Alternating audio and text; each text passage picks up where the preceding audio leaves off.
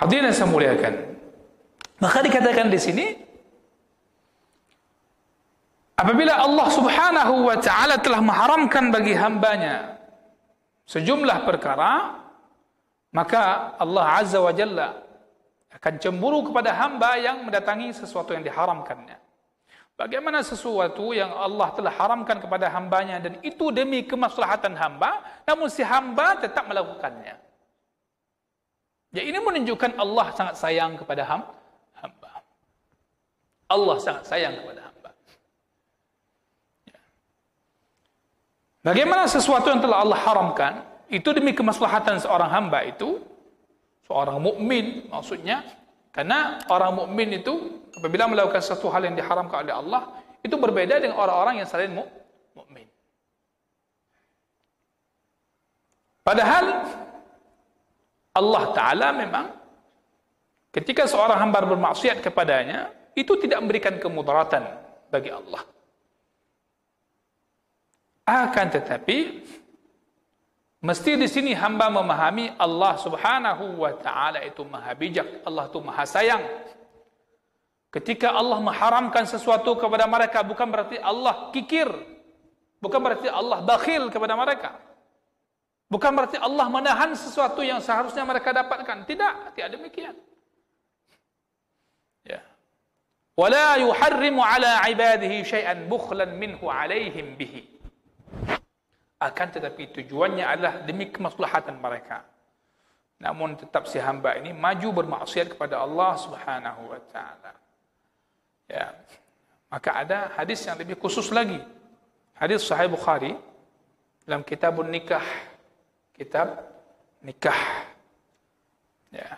Begitu juga Sahih Muslim. Kitabul Kusuf. Seperti kita singgung saat gerhana. Yang mana Allah Subhanahu wa ta'ala kata Nabi sallallahu alaihi wasallam, "Ma ahadun aghyaru min Allah ay yazni 'abduhu aw tazni amatahu." Perkara zina. Allah Subhanahu wa ta'ala tentu sangat tidak menyukai hal ini. Perkara Allah haramkan. Maka dikatakan zina fahisyah. Suatu perbuatan yang sangat keji. Afanallahu wa iyyakum min dzalik. A'udzubillah. Wazina merupakan jalan yang begitu rendah dan begitu hina dan begitu buruk. Maka di sana Allah haramkan zina kepada hamba-hambanya dengan segenap jalan yang bisa mengantarkan seorang kepada zina. Ya.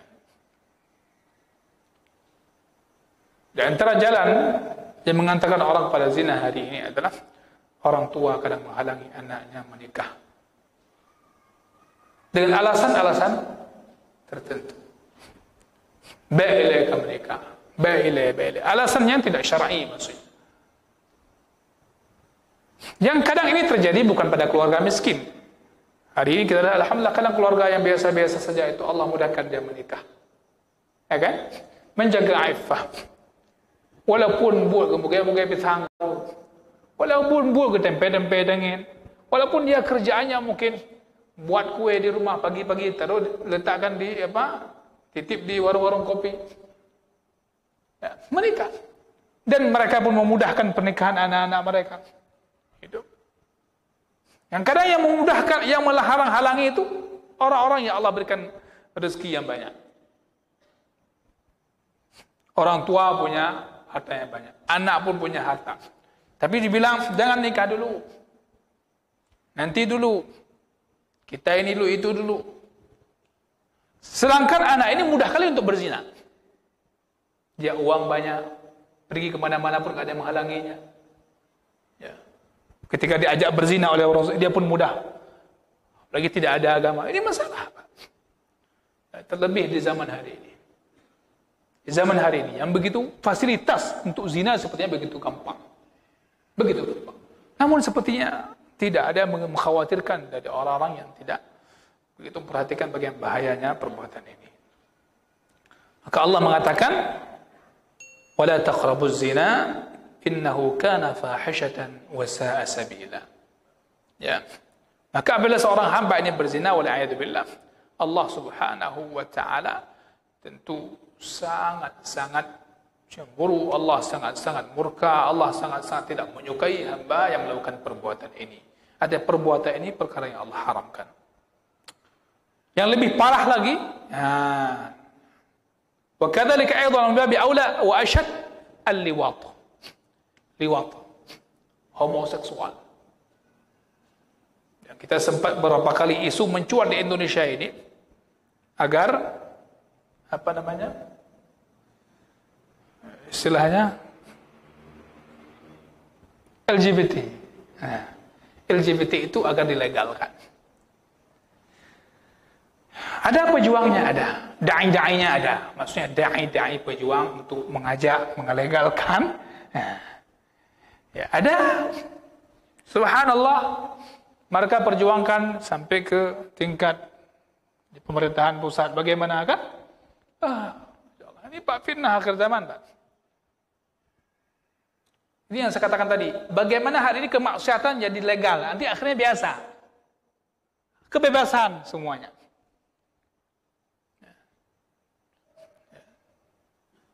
Bahkan hidup di hari ini, Pak, sendiri pun berat. Sendiri pun berat. Ya. Wa kadzalika min babi aula wa ashad al-liwat. Liwat yaitu seorang laki-laki mendatangi laki-laki. Sebagaimana seorang laki-laki, suami mendatangi seorang istrinya. Artinya dia berbuat fahisyah ini, na'udzubillah min dzalik. Fa inna hadza a'zam wa a'zam.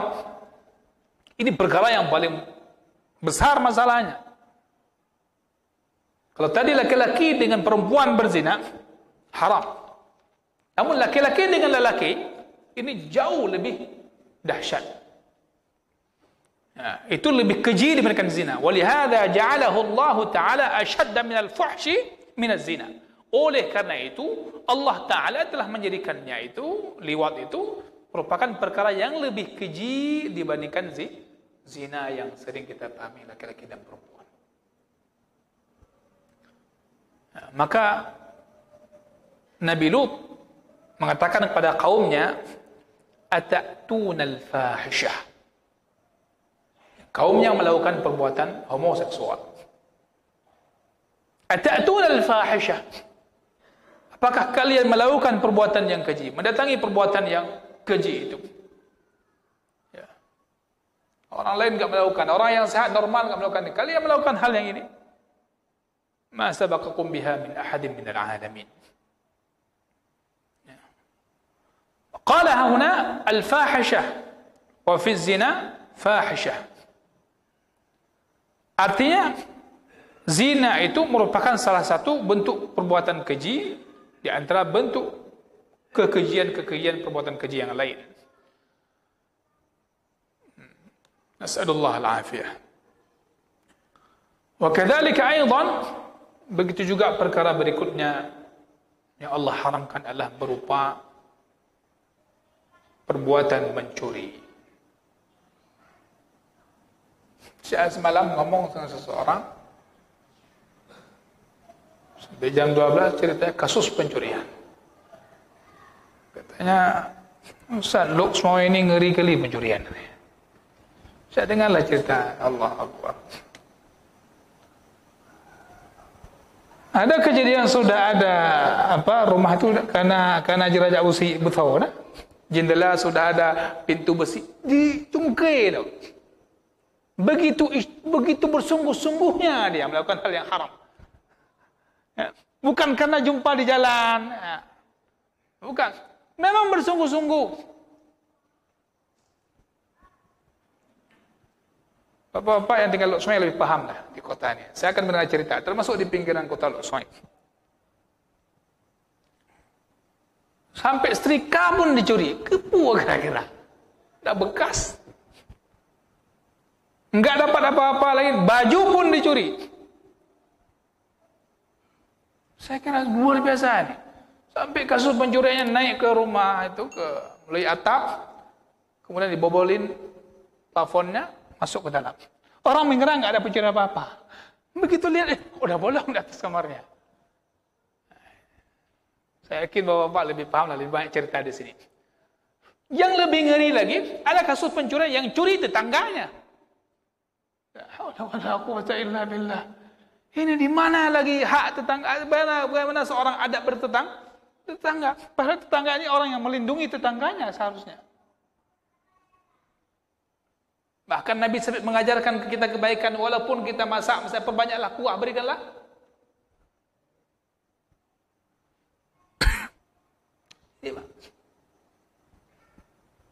Ketahuan seperti apa?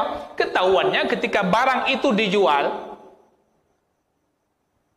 qadarullah yang beli itu mengenal barang ini punya kawannya pula. Kacau abut. Begitulah kejadian, Pak.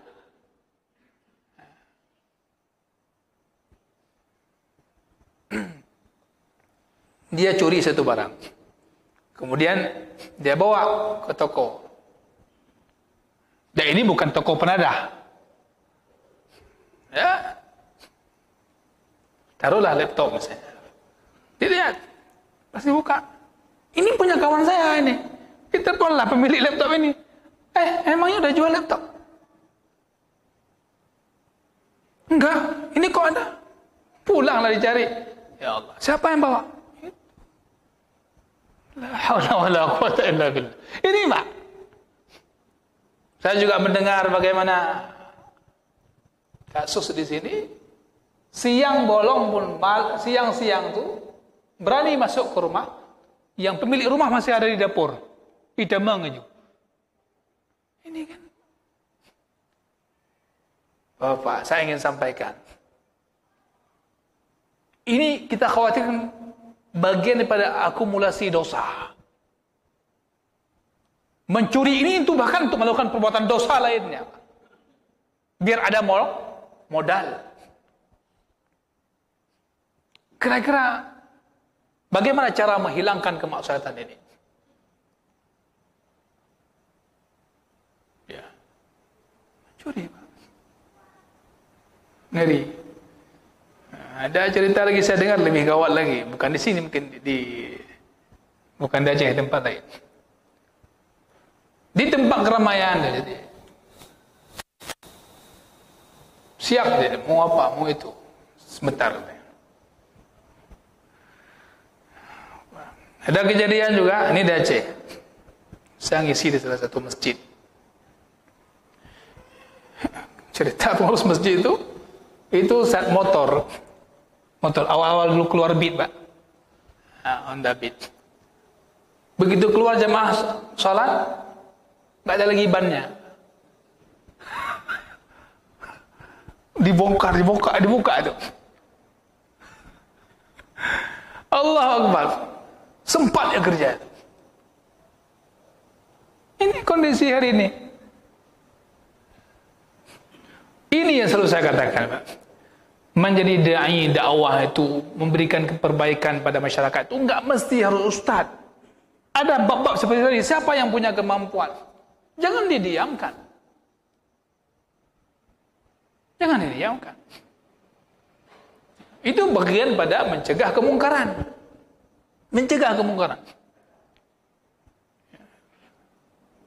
Alhamdulillah, yang amar ma'ruf banyak. Tapi kita butuh sekarang yang mencegah kemungkaran.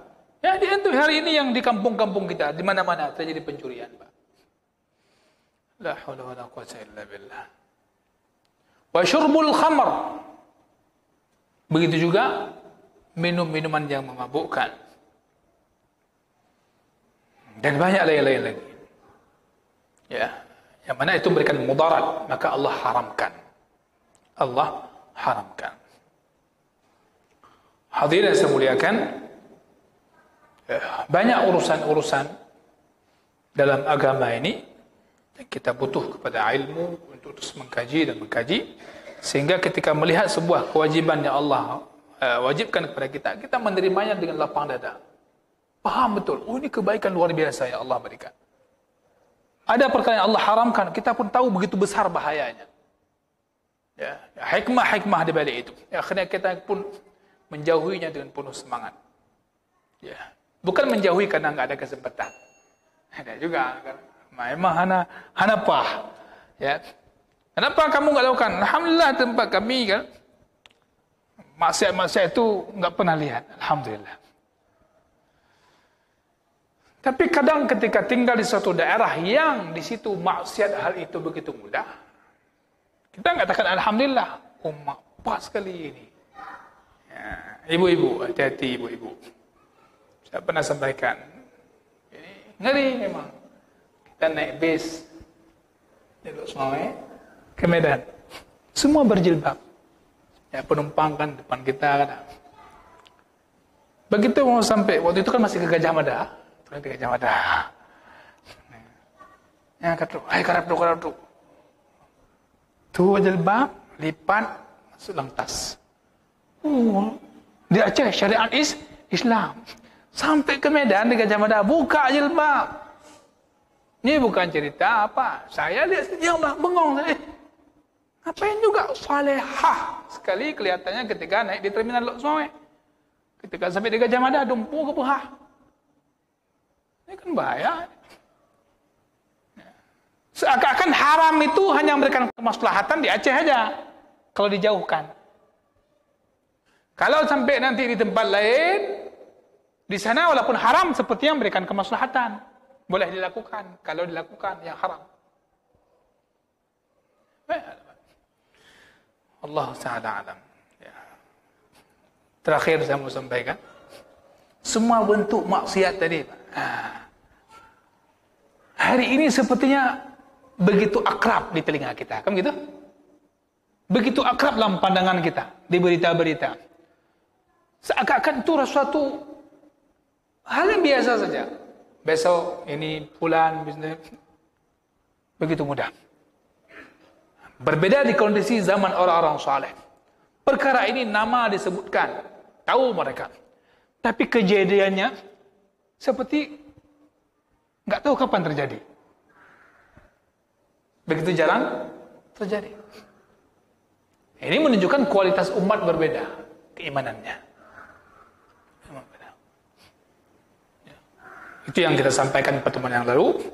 Jadi makin kuat iman seseorang, maka perkara dosa kecil sekecil apapun itu menjadi berat bagi dia. Ya, dia memandang yang besar. Dan makin lemahnya iman seseorang, perkara dosa besar sekalipun bagi dia adalah perkara yang ringan. Nah, ini menjadi bagi kita masing-masing lah bagaimana kita memandang suatu dosa. Mudah-mudahan bermanfaat. Mohon maaf segala kekurangan. Pertemuan ke depan insyaallah kita sebuah hadis yang panjang tentang kisah seorang malaikat menjumpai 3 orang, yang satu botak, yang satu penyakit kulit, yang satu lagi nanti ke depan insyaallah. Sekian, subhanakallah bihamdika asyhadu an la ilaha illa anta astaghfiruka wa atubu ilaik. Wassallallahu wasallam ala nabiyyina Muhammad. Wassalamu alaikum warahmatullahi wabarakatuh.